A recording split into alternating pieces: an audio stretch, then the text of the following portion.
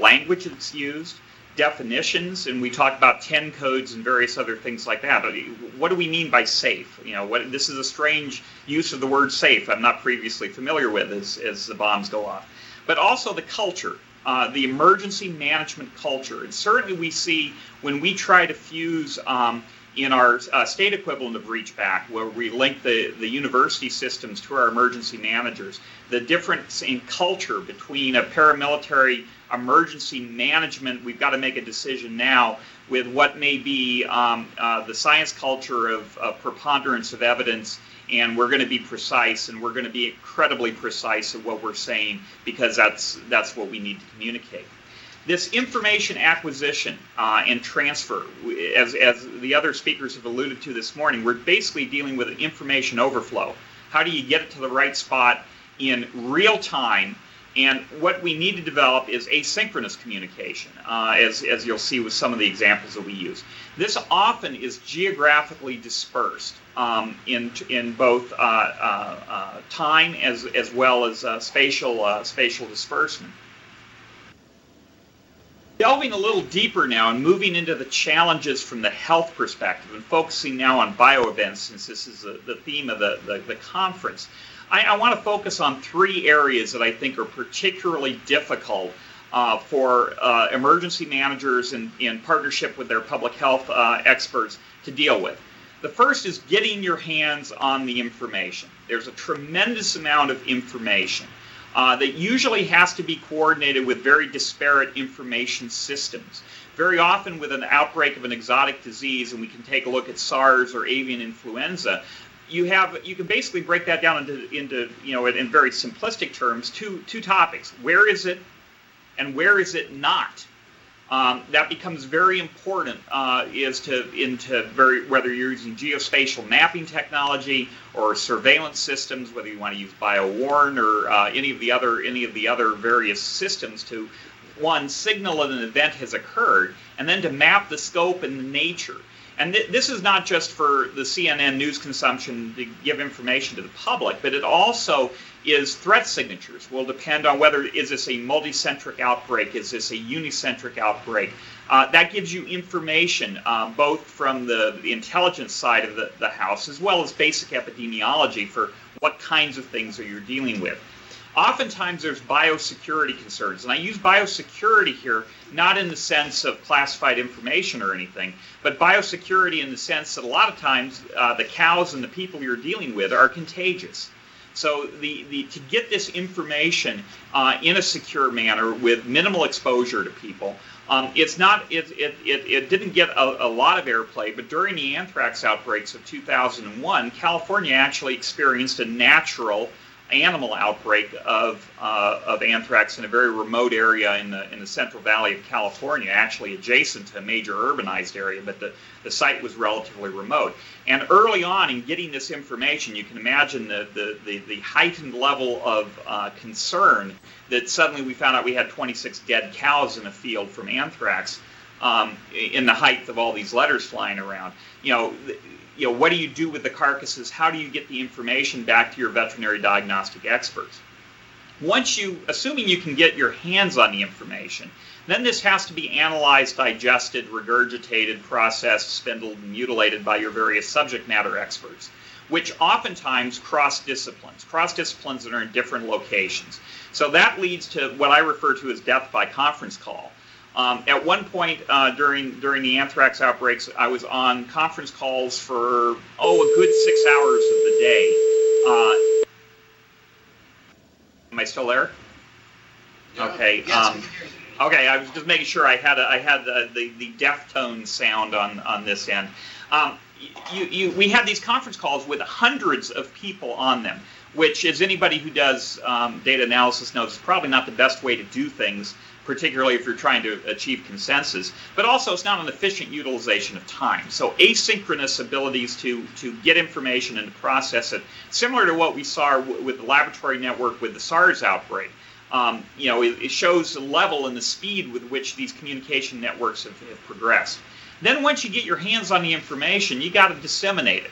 And you've got multiple audiences now that you have to deal with. You have to deal with recommended procedures, mitigation procedures, treatment recommendations, dealing with a multidisciplinary healthcare audience, but also protection that the public can take. You have multiple sources putting information out. We've learned that we have joint information centers.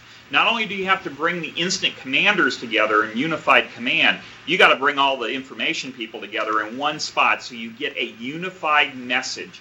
There's nothing worse to blow your credibility in an emergency situation when multiple sources are saying maybe the same thing in their minds, but saying it in a different way. And that's not for homogenization or control of the message. It's just consistency. You need consistency during the situation. And then, as was alluded to previously, you're competing for media bandwidth. And, I don't refer to media as the evil empire. They have a job to do just like everybody else, and we can find the win-win situations. But they thrive. Their need is to bring out controversy, to bring out spectacularism, which may not be the message that you need to get out, for instance, with all you need to do is wash your hands, and this is not going to be a problem. That's not the message they want to get out. So we've turned to using our public television systems to get information to the public that have a mission to perform that and are different than the CNNs and the cable news networks and the various other people that have the media bandwidth. And this refers to the Anthrax channel, all Anthrax all the time, as you can see in the little cartoon. Communication becomes key. Communicating to the various constituent groups with a unified message and to convey, telling the truth. It's okay to say, we don't know. We're going to figure it out, and we're going to be working with this together. And as we point out, these concepts of relative risk. I joke a little bit with my educational partners that one of the things the general public is congenitally unable to do is perform a relative risk assessment. And maybe that should be mandatory education in our elementary schools rather than some of the other things that are taught.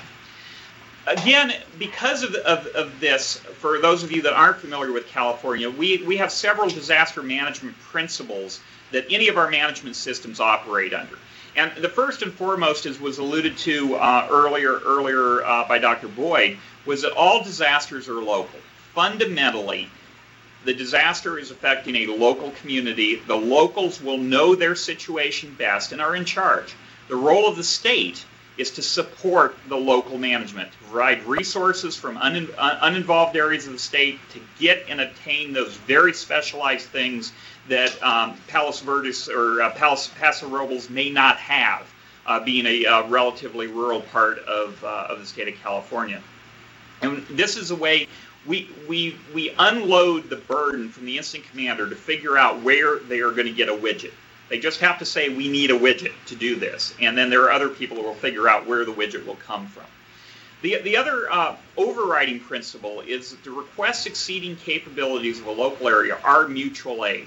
We have a master mutual aid agreement that dates from the mid-1950s in California that all 58 counties and every one of our 300 and some odd cities are signatory to. And that's another whole discussion of how that was obtained. But everybody is signed on to the mutual aid agreement. And in its simplest form, it says, I'll lend you a fire truck today for a police cruiser tomorrow. It's more complex than that, but we do have the capability of moving prodigious amounts of resources from one end of the state to the other. And anybody who saw the firestorms of Southern California in late last year, saw basically every one of our state fire engines, plus some from several other states, moved from one end of the state to the other to provide mutual aid assistance. The other thing that was alluded to is that we use a standardized emergency management system. Every state governmental organization has to use this system. Our non-governmental partners are encouraged to use it.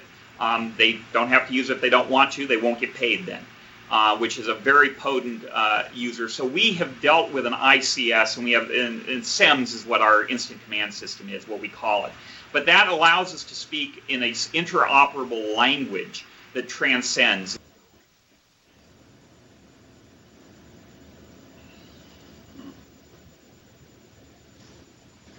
Dr. Tharratt, we lost you.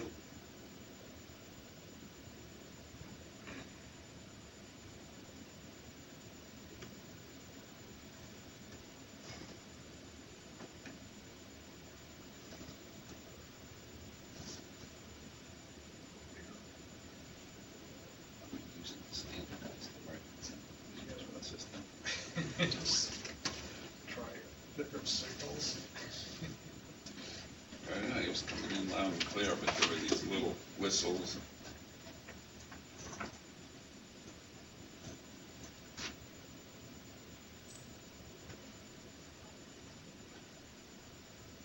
This is a visual.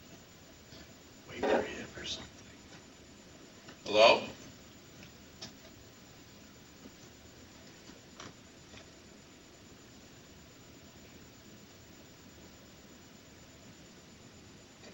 Capability for use during the firestorms, which we've hit upwards of 70% utilization. The University of California, through our telehealth and medicine sites, we have a linked telehealth network of 65 sites throughout California, encompassing both educational sites, public health facilities, correctional health facilities, community-based health facilities, and through our linkages and partnerships, actually link into most of the western United States in the health network. This is simply a diagram showing you the breadth and depth of California. Those blue dots that show up relatively faintly on your screen are where we have fixed sites. But as you can see, there are other areas of the state where either fixed sites don't exist or they are serviced by other telemedicine networks that we can get into. Through a grant from the California Telemedicine and eHealth Center, UC Davis pursued a $209,000 grant. Most of that went for equipment. I think about $200,000 of it went for equipment and widgets. And that purchased a SecureLink satellite terminal, which are similar to what the embedded reporters in Iraq use from NORSAT satellite technology. And then we linked through our ISDN lines the State Operations Center into the Western Telemedicine Network. So this is now a linked project. This is simply a cartoon that basically shows this uses IP-based technology, and I will admit right now I am not a technical satellite type person, so George, bear with me here if I get something some message here messed up, Peter, on exactly how these things fit together. I can hook anybody who's interested up to our technology people that can do this, but it's voice data and audio, as well as fiber optic instruments such as various cameras to look at skin lesions.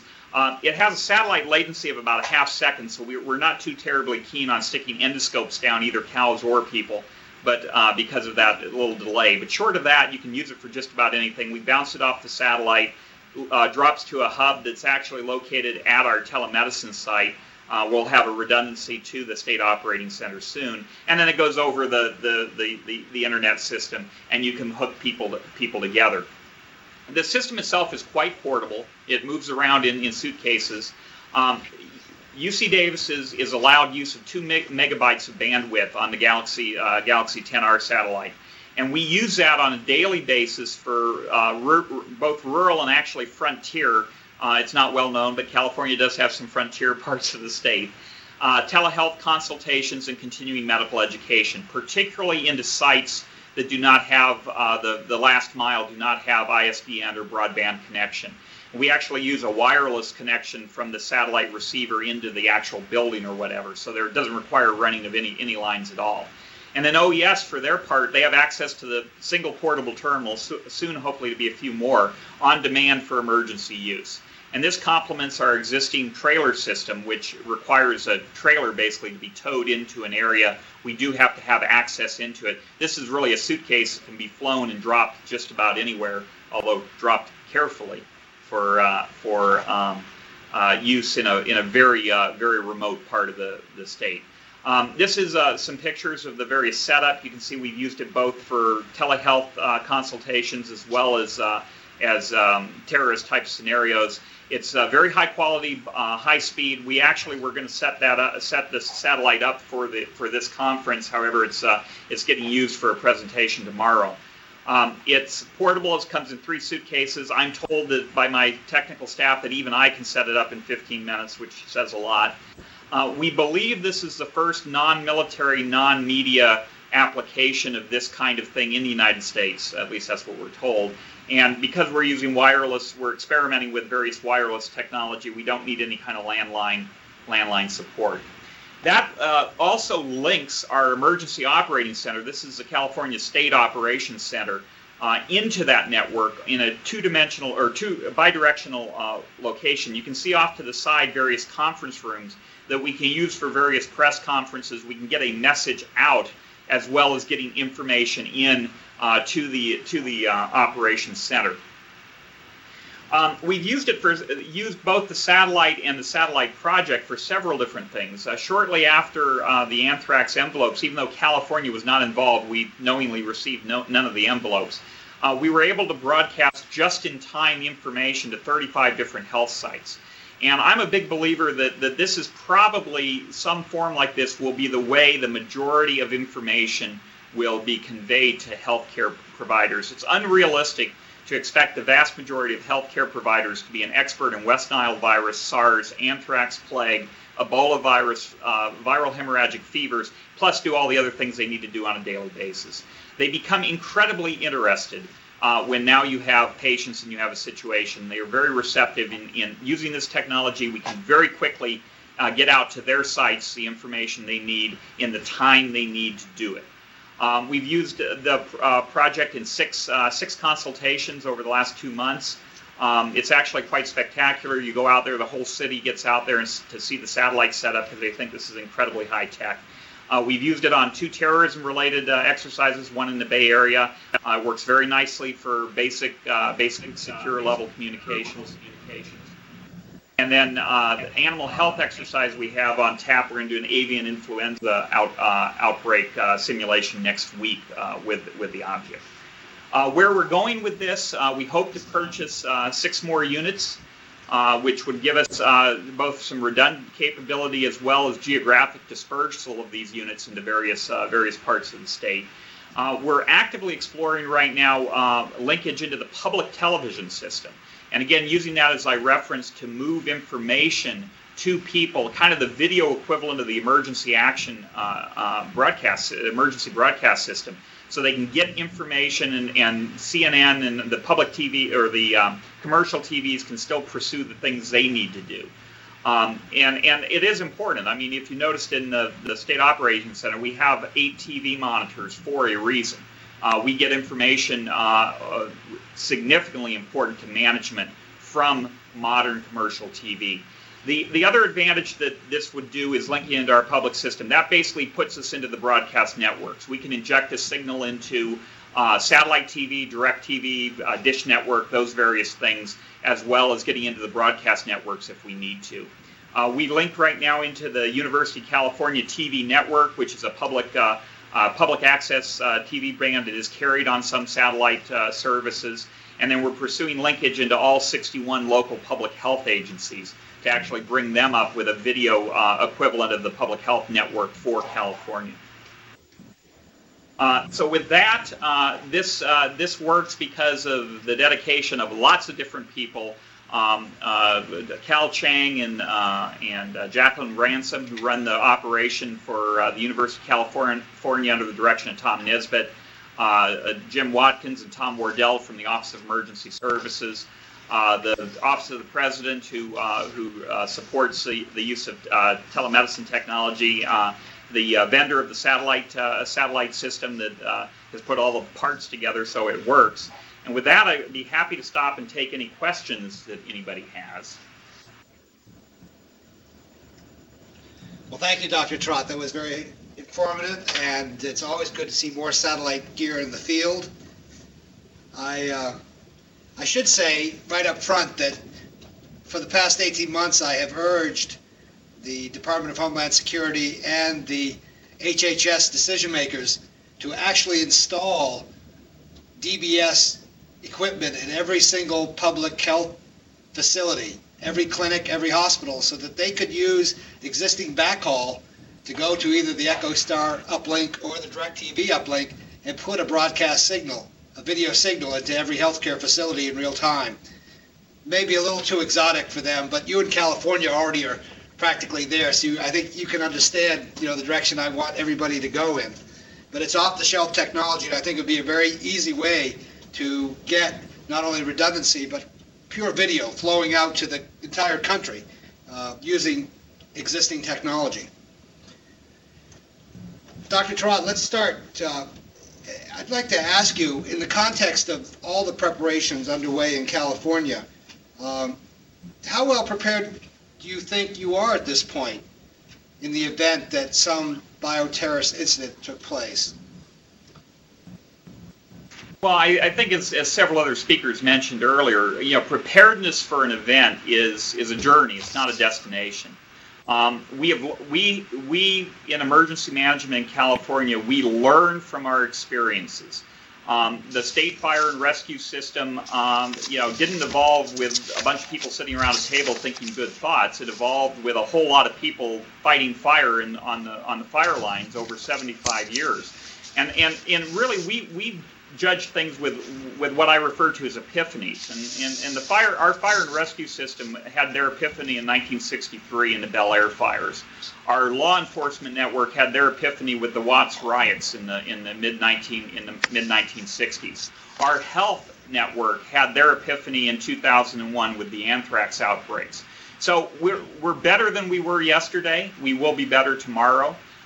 It's not a matter of you are prepared. You have to be prepared. If one of these events occurs today, we will respond to it, and that comes with something that we really believe strongly, that terrorism and technological disasters are simply one more form of the multi-hazard nature of disasters. And if you have an all-hazard plan, the people and the widgets may be specific for the event, but the management structure, the way you're going to control information, move information, analyze, obtain resources, protect the public, send the message, is really the same.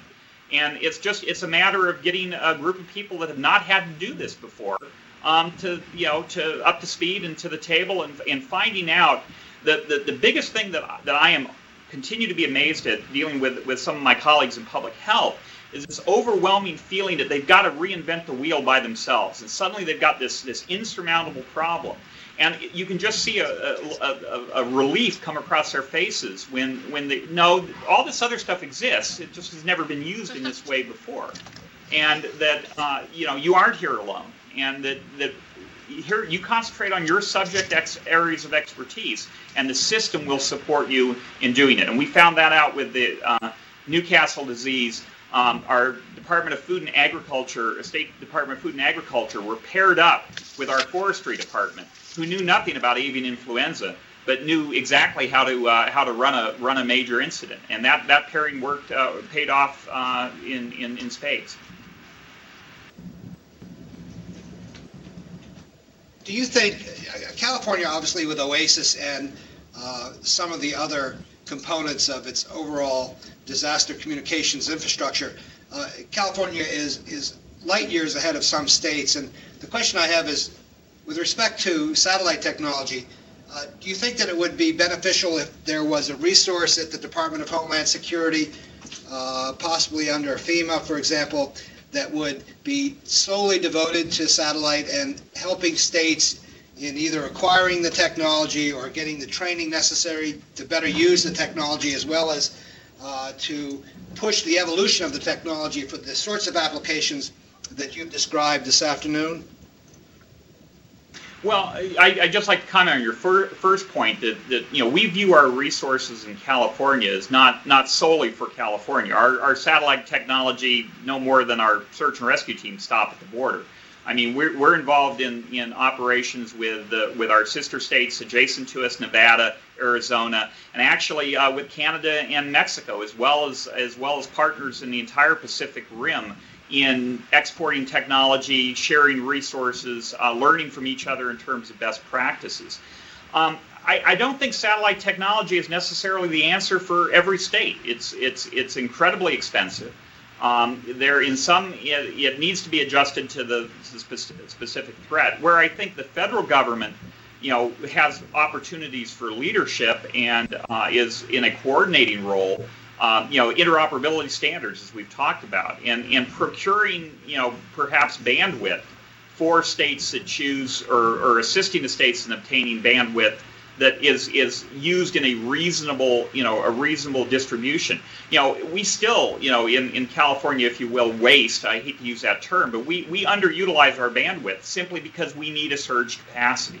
That's a valuable resource that could be shared among several states, for instance, to ensure that every state had access when they needed it, but the bandwidth itself didn't go to waste. From this morning's presentations, were there any things that were said, any discussions that you'd like to comment on? You've been up so early, you've been so diligent in sticking with this entire session that I want to avail myself of your expertise, if you will. Well, I mean, it was good to hear from Craig again and Peter. I've worked with both those gentlemen. I think we're pretty much saying the same thing. The thing I have been impressed with is the consistency of message. That actually, although we're talking specifically of interoperability, we're kind of echoing or reflecting the greater discussion of Homeland Security that's occurring. We are slowly moving beyond the widget, what I refer to as the widget phase, where we had this PPE fest where everybody now has their gas masks and plastic boots, and moving on to now, wait a minute, how do we actually utilize all this stuff we have? And that comes back to the training of the people, figuring out how the various disciplines integrate into the system, and for lack of a better word, embracing diversity, recognizing that we define first responders as a whole bunch of different people that are required at the table for various emergencies. I mean, our vector control districts have never thought of themselves as a first responder, but with West Nile virus, they're suddenly in the middle of learning what an instant command system is and who they share resources with.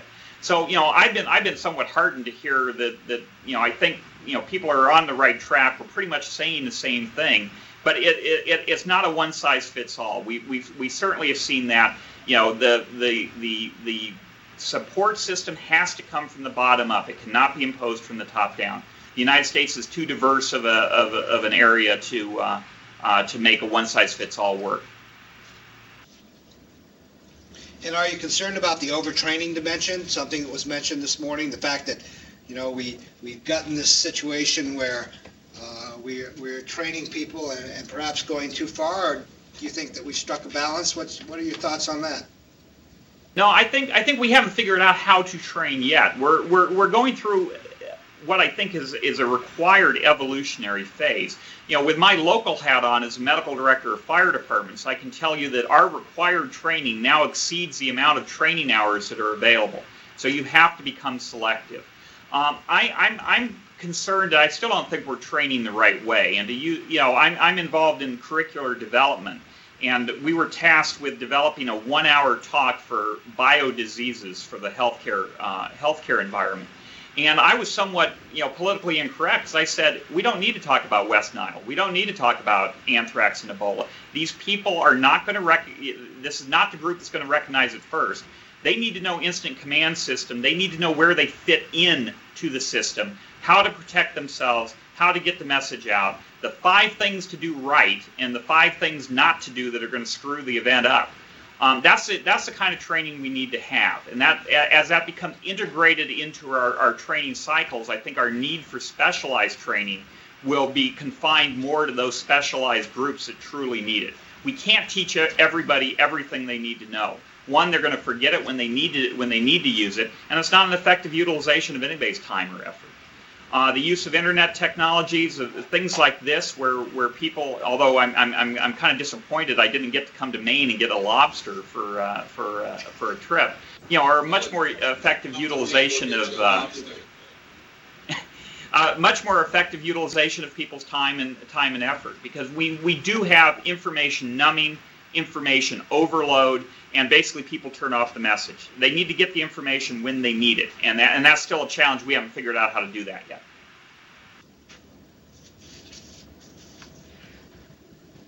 Well, Dr. Tharratt, we appreciate your being here. Come and get your lobster sometime. We'll be happy to get you one when you arrive. And that goes for the other speakers too. So thank you, sir, for participating. And we're going to take a short break here before we get into our next session with Citizen Corps, Olin Johnston. Thank you, California. Appreciate it. Thank you, Peter.